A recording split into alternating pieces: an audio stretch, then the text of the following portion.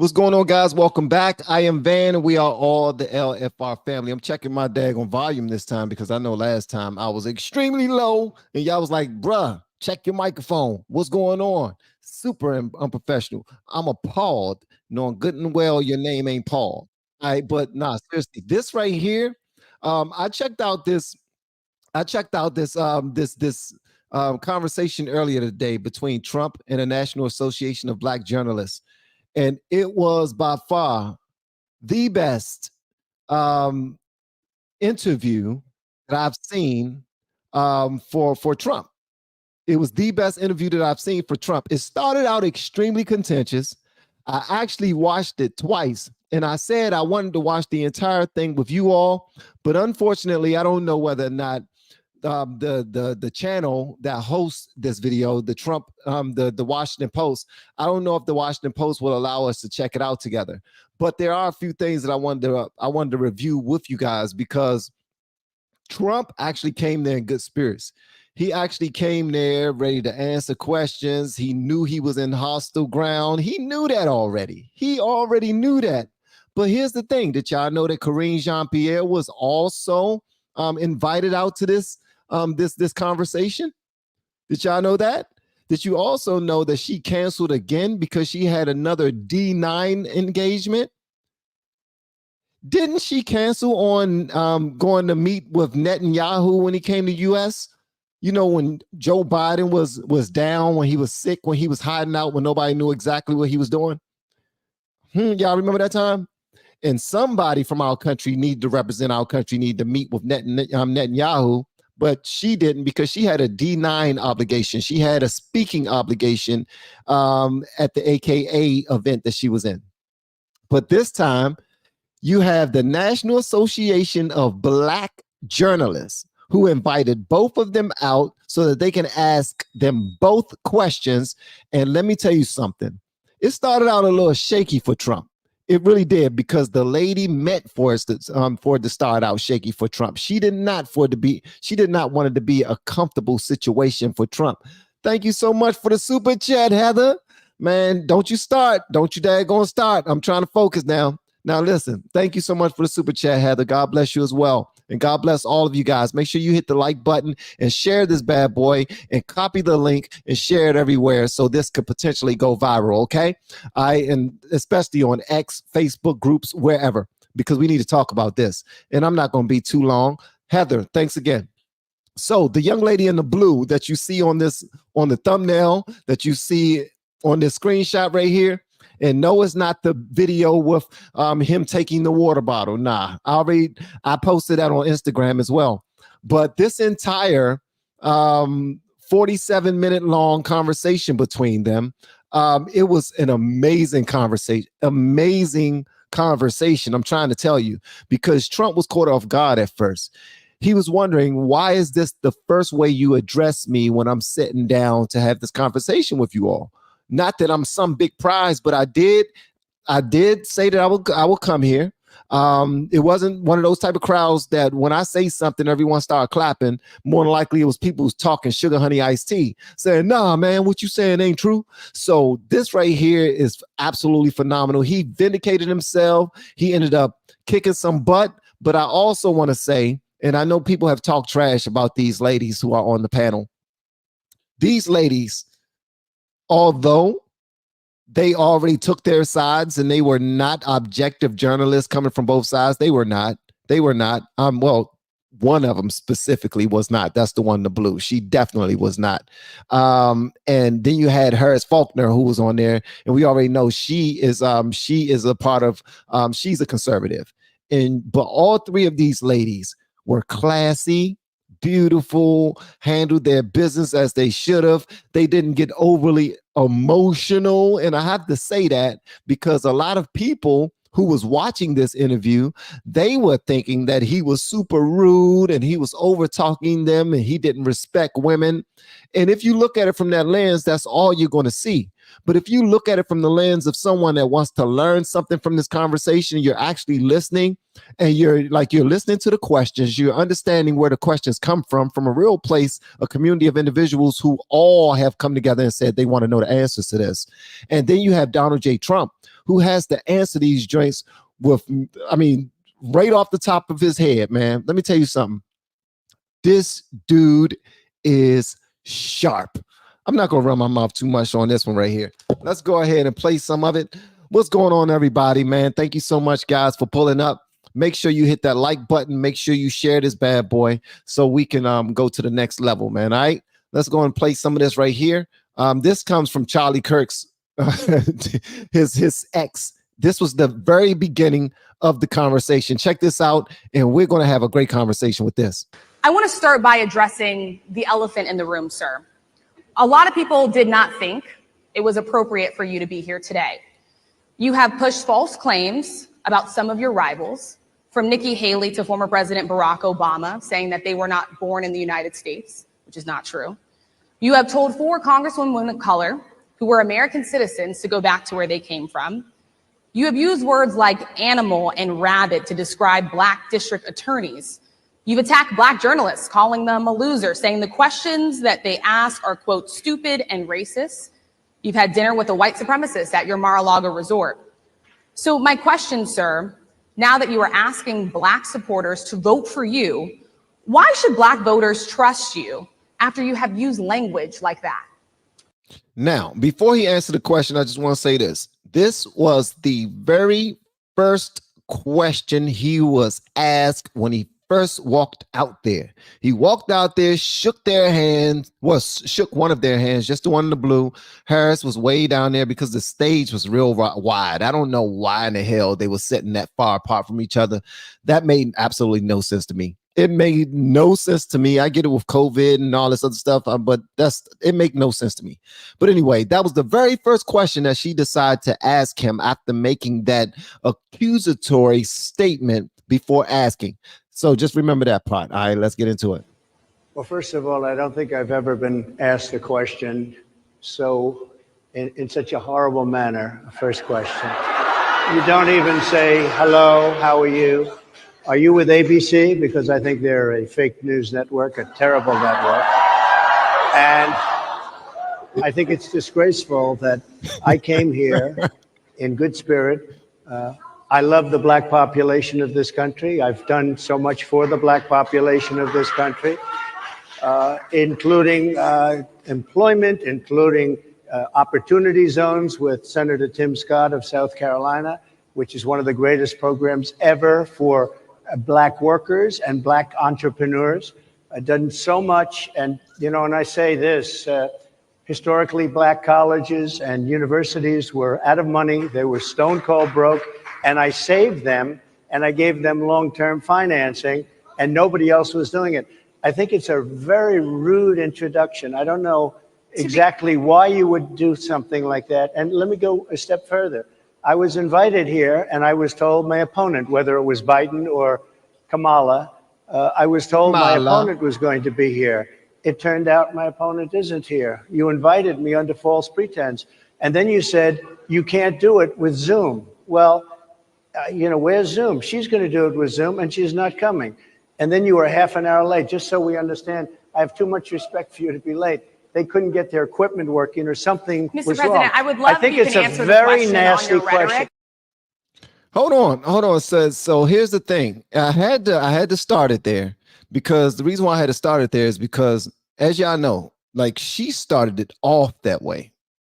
Just understand this. And guess what? Ain't nothing wrong with starting it off that way. You want to start it off that way, then what you're telling me is all of the pageantry is out the window. So don't believe that I'm just going to handle this with kitty gloves when you were, off top, you wanted to be that assertive. I will say aggressive, but I won't say aggressive. I mean, aggressive. Let's say aggressive, because men, we don't get overly charged by aggression. You know what I mean? If this is a business conversation and this is what it's going to be, absolutely no love, like lacking any love, lacking any type of like friendship or thoughtfulness, then let's get into it. And plus, y'all say that she was being disrespectful by saying that, or they were being disrespectful. I don't think so. All of these 4 individuals on this stage are professionals, right? And they all have an axe to grind. And the ladies, they clearly lean left. And they wanted to, and it was nothing but it was a black crowd. It was a Democrat crowd that was there. A couple of people sprinkled in the crowd were Trump supporters, but for the most part, it was Democrats in the crowd, Kamala supporters. And that lady wanted her question answered off top. So she asked him that. So Trump went into his bag as we expected him to, as he should have. He started talking about, first of all, that was rude as hell, the way that you addressed me. That's the very first thing you say. Okay, let's get into it. Let me go ahead and give you my resume of things that I've done for the Black community that you claim should not trust me because I've said some mean things over the years and I've done some things allegedly. But then on top of that, because that wasn't the wasn't the substantive part of the conversation. Obviously, that was the intro. That was you cold, just now sitting down, didn't even get any water in your daggone epiglottis yet. And I'm going to ask you all of the hot questions off top. So then he started getting into his bag. Okay, so since you want to be rude, I thought it was rude that y'all made me wait another 30 minutes because you couldn't fix your daggone microphones. And then on top of that, I come out here and you ain't even speak to me. And this is the type of question you ask me. This is rude as on the what. And then y'all tell me that I was going to be here with Kamala. Where is Kamala? Where's Kamala? Well, I'm going to tell you what Kamala was. Kamala was at another D9 event. She was at another D9 event representing the AKAs because that's exactly what's most important to her. That's what's most important to her. Think about this. The National what's it called? The National Association of Black Journalists invited Trump and Kamala to come sit down with them. Which one, if you hated Black people, would not show up? In my opinion, if Trump didn't give a damn about Black people, he wouldn't have come. If Trump didn't give a damn about Black people, he would have made up an excuse, just like Kamala made up an excuse, and he would not have come. This dude came and sat down and answered every single question that they had. Now, in the beginning, he was dancing around some questions because the way he answered questions is in a story. He have to tell you something that relates to it that can, because he used a brain, what's called brain map, where he go back and he connect different things so he can come back to it and answer your question in a way that's smooth and comforting to him. So he can do that. If you go back and watch this entire conversation, let me go ahead and put the link inside the chat so you can have it. There's the link to this entire conversation. I need for you guys to watch that because we was going to watch it together, but we're not going to watch the whole thing together, but we are going to watch some parts of it because this was a really good conversation right here.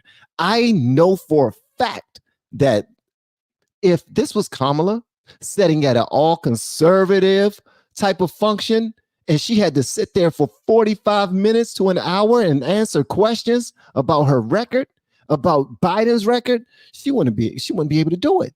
She will fall apart. So anybody who was there that's a Kamala fan, Biden fan, and just a Trump hater overall, they would not have heard the substance that came from his answers. They would not have heard the answers together. They would have heard the flip-flop, and they wouldn't have heard what they've been fed from the platforms that they visit the most, the Roland Martins. I want to hear you say what Roland Martin said you said. That's what I want to hear you say. Huh? But listen to this right here, man. He's not finished. This joint gets better and gooder, as the pastor says. Watch this. Harris is about to introduce him, and watch what he said. And I say that plural because we live in communities of color that are different. We're not all the same. We don't vote the same. We don't think the same. Sure. It's not monolithic. So as you come here today, I want to talk about something that bursts, and this is the weight of the inflation on this country right now. The nonprofit Money Management International recently released data from its mid-year analysis that we have found a 52% rise in people who are seeking counseling. Listen to this, guys. It's about to get crazy. Listen to this. Oh my gracious, it's about to get. Oh my gosh! Seriously, Heather. Thank you, Heather. We're not about to start this. I told you last night. I really appreciate you. Love you. I love you like a play cousin. Thank you so much for the super chats. I'm gonna read them later, but the only reason why I just now yelled is because one of my greatest supporters I've ever had, been with the channel for a long time, just now dropped this on the daggone on the chat, and it just surprises me. Like, she's always such a blessing. So thank you so much. Much love to you, Heather. No more, okay? Go bless one of the other channels that are just starting out, because they're doing an amazing job. All right, guys, check this out. Thank you so much, guys. I really appreciate it. And listen, Cam 2, thank you so much for your super chat. I really appreciate it. And also VFR 1200, thank you so much for your super chat. I appreciate it. She said they were 35 minutes late. Dude stayed 30 minutes. Now they are crying he didn't stay for the full hour. Dude gave him, so first of all, I haven't heard anything about them crying that he didn't give them an entire hour, because they were the ones that actually ended it. They ended it abruptly. Trump was comfortable. He was ready to answer more questions. They could not handle it. They thought that they was going to destroy this man because he was behind enemy lines. They thought that he was old and they can overtalk and they can ask him riddles and put him in a box. But this dude handled his business. I'm trying to tell you. He was like, I ain't scared of you, motherfucker. Like, he went off, bro. For being in credit debt. They're paying for food that is sky high on their credit cards, and now they can't pay that off. The credit counseling nonprofit MMI, as I said, is saying now that they've seen surges that they haven't seen since we were in a pandemic of people in financial trouble. Much of that falls on the shoulders of single moms, single Black moms. Now, Trump is petty. You know, he don't let nothing go. The lady in the blue hit him first. Trump don't let up. I don't care who you are, man, woman, he don't let up. He's like that man. Y'all seen that it's like a meme where a man walks to a party and he just starts slapping everybody. He even slapped the kids, and then he just go down the line, pap, and then the police come and they get in the line. He just smacking all of them, pow, pow, pow, pow. That's what Trump was doing. He was just slapping, just going slap, slap, slap, slap, slap, but respectfully. Because if you watch this, you're going to be like, I don't like the way he overtalked them, and I don't like the way he was not answering the questions, being rude. But he actually was not. They were having a professional conversation, him and three amazing young women. This was a great conversation. Okay. When you look statistically, how do you turn it around? What's your plan for the Black community when it comes to money? So, first of all, it's very hard to hear you for whatever reason, because of the fact that they have bad equipment, because I guess, this woman was unable to get the right equipment. But it's very hard for me to hear you, but I can hear every other word. It's very difficult, actually. But so I don't know if they can fix it or do something with it, but I told you he petty. He said, first of all, I didn't hear what you said, because maybe because you're way down there, or maybe because they just got horrible equipment. They got very bad equipment. That's probably why they made me wait for them. He don't let up. I'll do the best I can with it. The inflation is absolutely destroying our middle class, our working class, virtually every class. Inflation is a disaster in our country. Inflation is a country buster. It breaks every country. And we had, in my opinion, the worst inflation we've had. They say it's 58 years, but I think it's much more than that. It's been devastating. And if you just take a look at a lot of things they don't include, like interest rates. Interest rates went from 2.4% to 10%, and you can't get the money. People can't buy houses. They no longer have the American dream. Young people, young Black people, they don't have the American dream anymore. They can't buy a house. They can't borrow the money because of the cost of the money. They can't buy it because of the cost of housing, because of the cost to build it, because of inflation. Inflation is a disaster, and it's destroying our country, and it's destroying the Black community probably as much or more. So what do you do? Than any. What's your plan? You know what we have to do? We have to bring down the cost of energy, and that's going to bring down the cost of inflation. This was all started with a bad energy policy. Now, the reason why, when he answered it that way, some people be like, okay, that does not really tell us exactly what you're going to do. It don't really tell us exactly. And those are the people who are not very well versed when it comes to politics, or when it comes to how this country is run and whatnot. the economy. But at the end of this conversation, he really broke it down. Let me see if I can find it, because Harris asked him, okay, on day one, what are you going to do as president?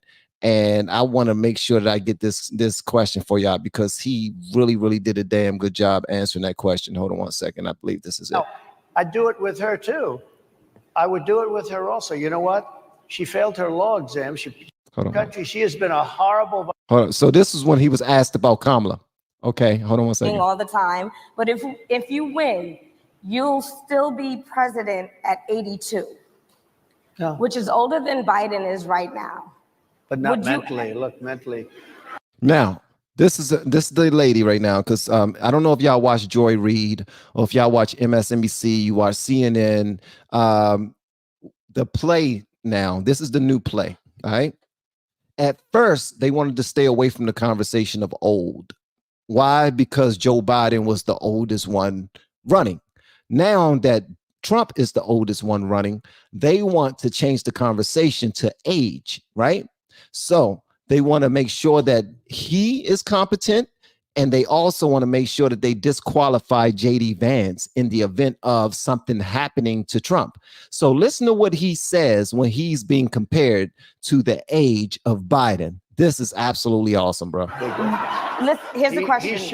He's shot. But most people, I know many people in their 80s and their 90s that are in great shape. Some of our greatest leaders. You look at throughout the world history, the greatest leaders, some of the greatest leaders in the world were in their 80s. But here's the question. Would you consider stepping down if you felt that your health was declining?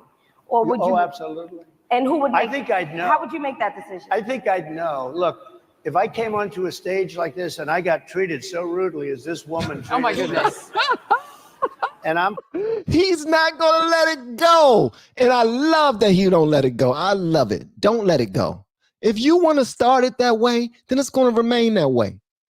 You the one started it. Like, this could have been all love. This could have been a hug. This could have been a kiss. It could have been a nice handshake, something like, how's Melania? How's the family? None of that. It's like, you said this and you did that, and we want to know that, blah, blah, blah. And this, he's not going to let it go, man. Thank you so much for the super chat. Now, Davaz, I appreciate it.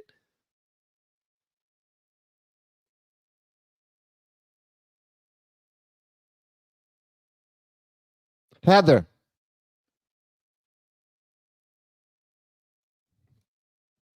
Come on, Heather.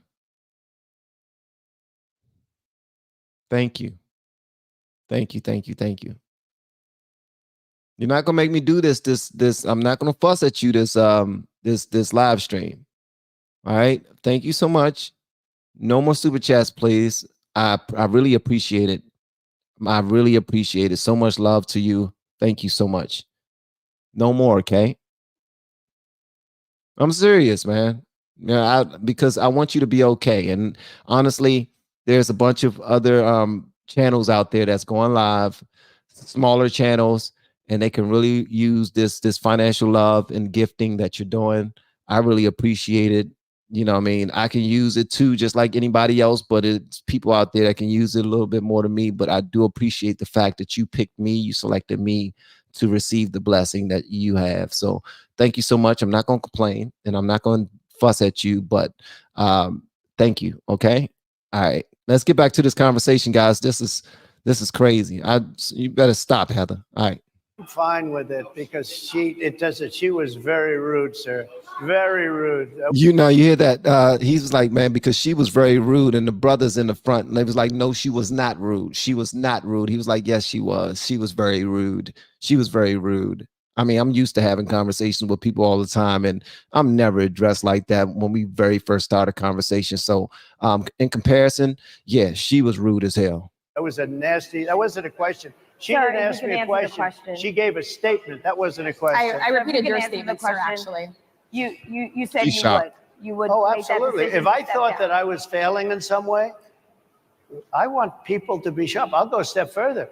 I want anybody running for president to take an aptitude test, to take a cognitive test. I think it's a great idea. And I took 2 of them and I aced them. Well, I took 2 of them. But let me ask. Yeah. They about to try to set him up now. So you took a cognitive test. Well, then how about this? How about you take another one? Oh, you will? Well, then if you want to take another one, then how about this? How about you make it public? Huh? I bet you ain't gonna make it public. I would like to have people running for president, and I don't mean because they're 75 or 85. I think anybody running, I'd like to do it. People say it's not constitutional. I would like to have something passed where you can do it. I think we should know. I mean, I've watched what's happened in the last couple of years under this gentleman, and our country is a mess. We have inflation. We have the millions of people falling in. We have Afghanistan, which was the worst, most embarrassing moment in the history of our country. What he has done to our country, and her too, what they've done to our country, she has been a horrible vice president. She's considered the worst vice president in the history of our country. Mr. President.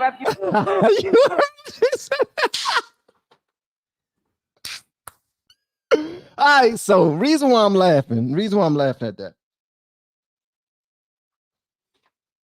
The reason why I'm laughing, I just now rolled over my daggone cord on my what's the name? The reason why I'm laughing at that is this. The reason why I'm laughing at that is this.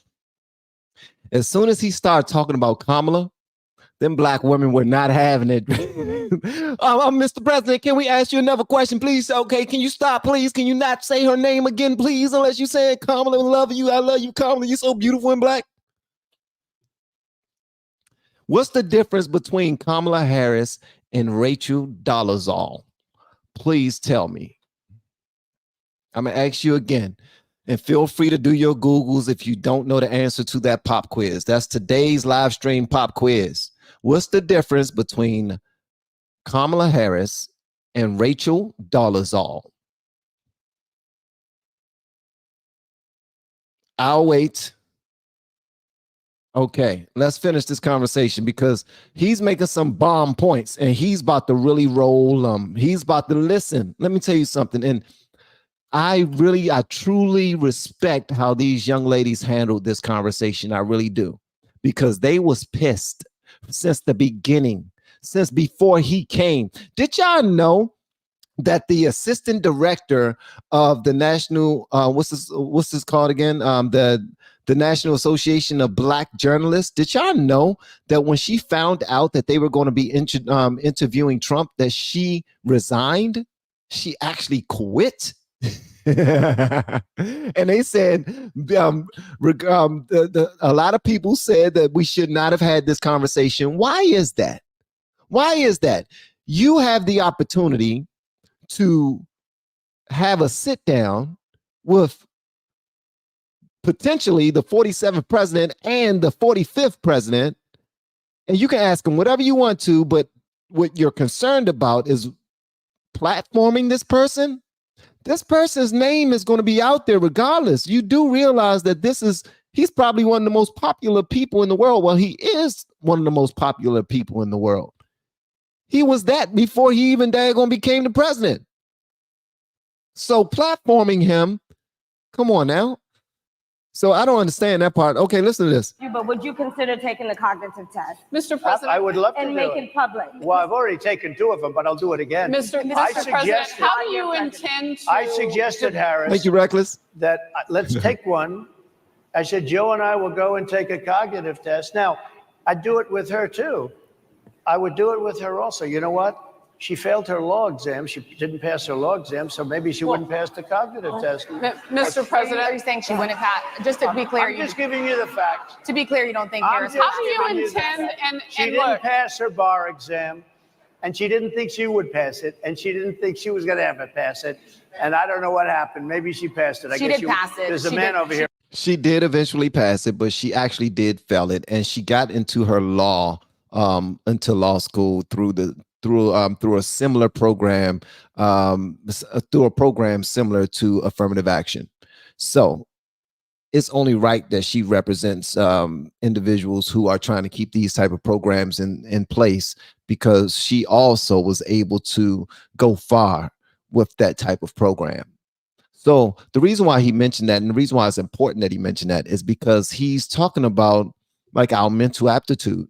It is like, if you're going to question mine, let's question hers too, because I went to, like Trump went to the best business school in the world, right? Arguably the best business school in the world. And Kamala Harris, both of her parents were Ivy League parents. Both of her parents were Ivy League parents. But Kamala didn't get any nods to any Ivy League schools. She didn't. So what was it about her? What, like, she had it placed right there in her lap. But why wasn't she like at the same level mentally as her parents, or had the same drive as her parents? So I guess you can say, well, she's VP right now, so she does have the same drive. You know what? I'll admit to that, because it's different ways to get to where you got to go. Having degrees don't make you better. Being able to pass the bar don't make you better. I'm just letting you know that. But when you talk about mental aptitude, you can't compare the two, in my opinion. And if you feel otherwise, you know what? That's your opinion too. You have a right to. Thank you so much for the super chat, David. I appreciate it. I enjoy your videos, and thank you for the info and entertainment. I appreciate it. Also, Nathan, Anthony, Ryan, Levenway, Watson. That's a long ass name. Keep that stuff up. Keep that stuff up. The club. Hey, Nathan, you got a long name, bro. No Diddy. That's a long ass name.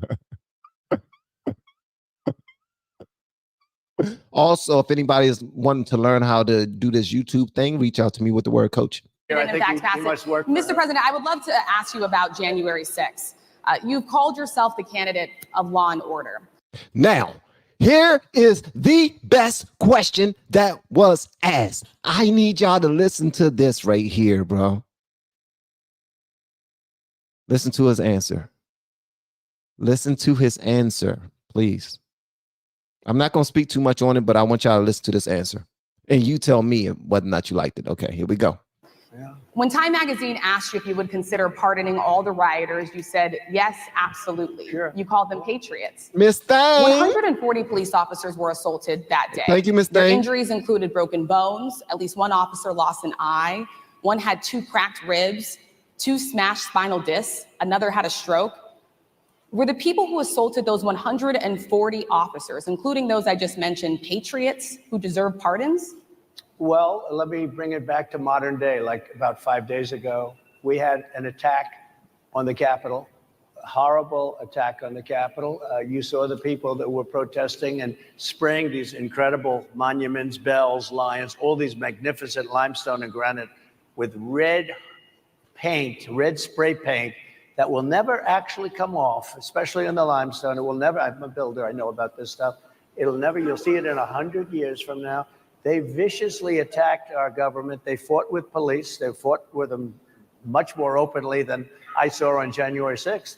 What's going to happen to those people? What's going to happen to the people in Portland that destroyed that city? But sir, my question is on those. What's going to happen to the people that tried to bring... My question is on those rioters who assaulted officers. You have to would you pardon what's those going to people? happen? Oh, absolutely, I would. You would pardon those? If they're innocent, I would pardon them. They've been convicted. And by the way, the Supreme Court just well, they were convicted by a very tough system. They were, how come the people... Okay, so if anybody's watching this, I just want you to understand what he's trying to say. And I'm not going to say what, I'm not going to, give my position. I really don't have that much of a position because I'm still learning about this whole situation because I've seen different sides of it. I've seen sides of it that a lot of Democrats have not seen because the people who share the information that they like to see is information that puts the opposition in a bad light. So they're not showing them anything else that could make the people that they support look bad. So anyway, he is giving them that side. And this young lady don't know anything about that side. She hasn't seen those videos and she probably heard of them and thought that they were made up. So he's about to give her some information that she's not privy to. And clearly you're going to hear the crowd start to gasp and laugh because they think it's BS. They haven't seen the type of information that we've seen. This is the reason why when we're having conversations with people who don't have the same ideologies as us, it's important that you don't attack them, that you don't get all hyper defensive or that you're all accusatory because you believe that your side is right and you know everything. That's not how you have any conversations. That's not how you get anything done. That's how you get the other side to be extremely defensive immediately. And all you're going to get from that is a fight, whether it's a verbal fight or a physical fight, but it's going to be a fight and nothing's going to come from that because nobody's mature enough to have a fight.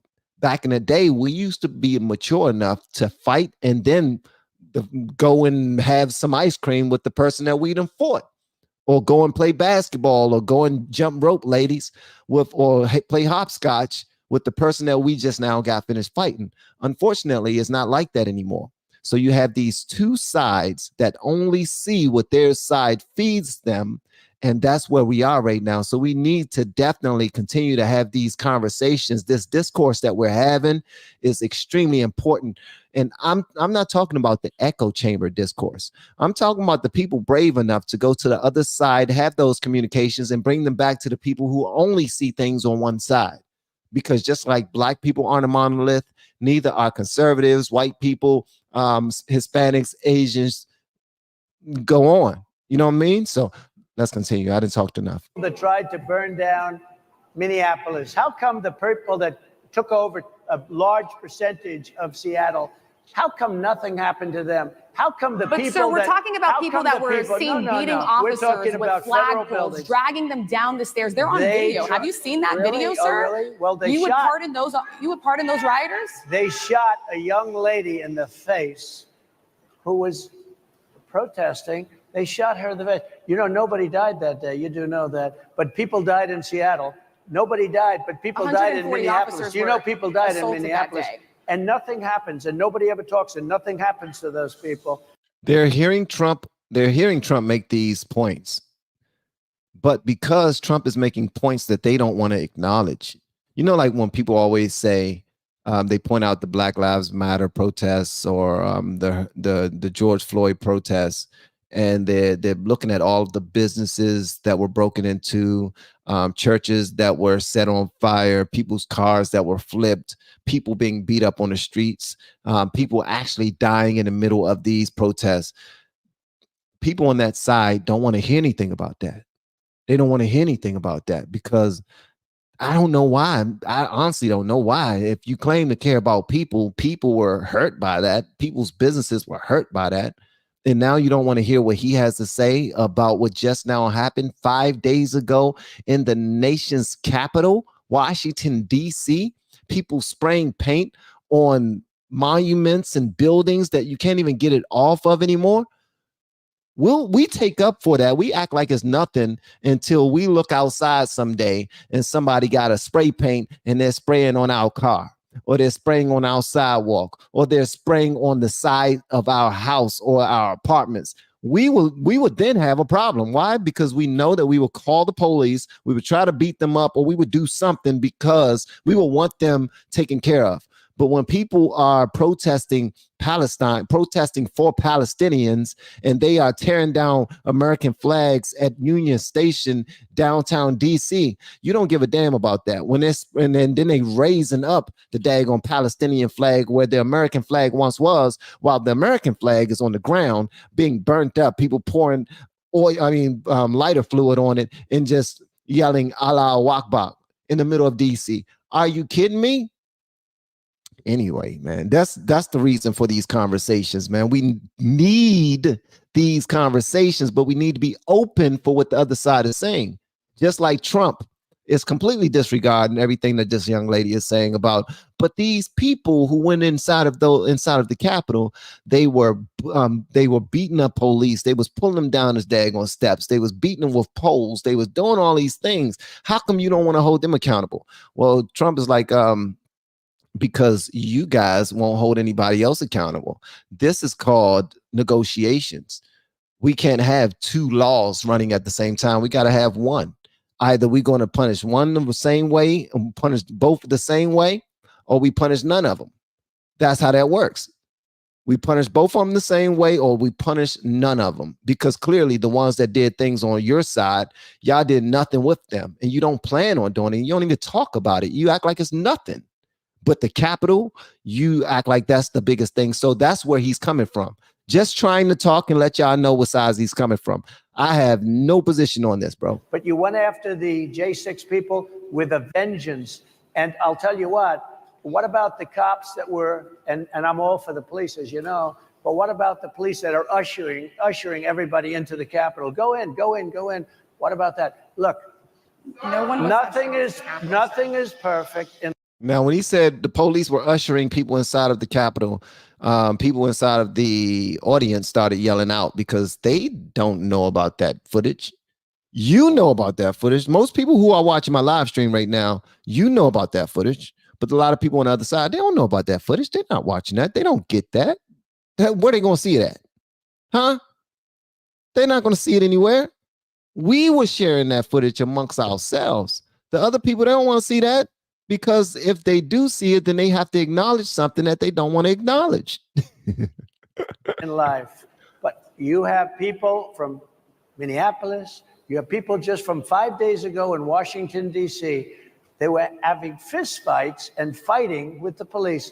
They were spraying and destroying. They were desecrating our monuments in Washington, D.C. 5 days ago, and nothing happened to them. And you can't have two systems of justice. That's why they went after me as a political opponent, because they felt they couldn't win without doing that. And we're going to win our cases and we're going to be vindicated. But I have to spend a lot of time on that and money. That's what they want. After the election, they won't care. Although in my case, I think they probably will, because the hatred is pretty deep. But I'll tell you, they went after me as a political opponent. That's never happened in our country before. And it sets a terrible, terrible precedent. What do you do on day one if you win? What's your first thing? What do? I close the border. And I do two things, because I can do a lot of things simultaneously. I close the border. Now, this whole time that he's talking, right, he's getting ready to answer this question. While he's getting ready to answer this question, and while he was answering his last question, y'all are right. The lady in the blue was being rude. She was. Because she was talking to whoever was in the front, saying, wrap this up. We got to go. Like, our time is almost up. Come on, we got to finish this. And then when Harris was asking him a question, she turned around to the lady behind her and whispered something else like, come on, what are we doing? Like, we only got one more question. We got to stop asking questions. So that's why this lady abruptly ended the conversation, because she's not getting what she wanted. She's been pissed off from the beginning. She is upset, not only that Trump got her back so many different times, but she is upset because Trump is actually sharp. Like, this dude is actually, he's on top of it. But listen to how you break this down. What are you going to do on day one when you become the president? Listen to this right here. We don't want people coming. We want people to come in, Harris, but they have to be vetted. They have to be checked. They have to come in legally. I want people to come into our country, but they have to be vetted. They have to be checked. So when you say, what do I do? That, and I drill, baby, drill. I bring energy way down. I bring interest rates down. I bring inflation way down, so people can buy bacon again, so people can buy a ham sandwich again, so that people can go to a restaurant and afford it. Because right now, people can't buy food. Your grocery bills are up 40, 50, 60%, right? She's agreeing to me. Oh, she's agreeing. Thank you. I like you very much. Mr. President, I think we are. But it's true. Your grocery bills are up. And then they're mandating that you buy an all-electric car. You know, Elon Musk endorsed me, and he's a friend of mine. He's a good guy. He's a smart guy. But I'm against everybody having an electric car, okay? I'm very much against that. You have to be able to, if you want a hybrid or if you want a gasoline-propelled car. But, you know, we have more liquid gold, gasoline, oil, under our feet than any other country, more than Saudi Arabia, more than Russia, more than any other country. I want to use it. I want to use what we have. I want to bring down prices, bring down costs, and I also have to stop the invasion. And remember, they're taking your jobs. These people coming in are taking your jobs. Project 2020. Boom. You see how he answered that? Do you have any questions, class? Because he was clear as hell. He was very clear. spot on as to how he's going to rebuild this economy, what he's going to do on day one. He just broke it down to you. And guess what? Since he sounds like this, I want y'all to see exactly what happens. Listen to this, because usually, what would you do if you got Trump in front of you, in front of your audience, and you're able to interview him? And he seemed like he's not ready to go nowhere. He's like, look, what else y'all got? What else y'all got? Listen to what they do, man. This is bruh, just got to pay attention to these things, man. Look, listen to this. 25. I think we have to leave it there by the Trump team. All right. So leave it. That is the last word. Thank you so much, Mr. Trump, for coming today and joining us. Did you hear that? She said, I think we got to leave it there by the Trump team, because she's saying that the Trump team was saying, man, we got to go. We got to go. Tell Trump no more. Please tell Trump, don't ask him no more questions. That's the last question. Per the Trump team, we got to go. So you know what? If it was the Trump team that said they got to go, my bad. I apologize. I'm a man of my word. Now, I try to be, not always, maybe. But that conversation was absolutely phenomenal, man. Please let me know in the comments right now with a thumbs up or 100 for a fire sign or something if you enjoyed that. Or give me a thumbs down if you did not enjoy that conversation at all, man. Don't forget, guys, email me if you have some good conversations that you want me to discuss on this channel, or if you have some content that you would like for me to review, or if you know of any business sponsorships or partnerships that I can be a part of. Look at all them fire signs and 100s and thumbs up. Y'all really see I appreciated this joint too. When this conversation was sent to me, oh man, I was ready for it. I was ready for it, man. I was ready for it. I do have questions though. I do have questions. I'm going to tell y'all about those later. No, I'm going to tell you one right now. All right?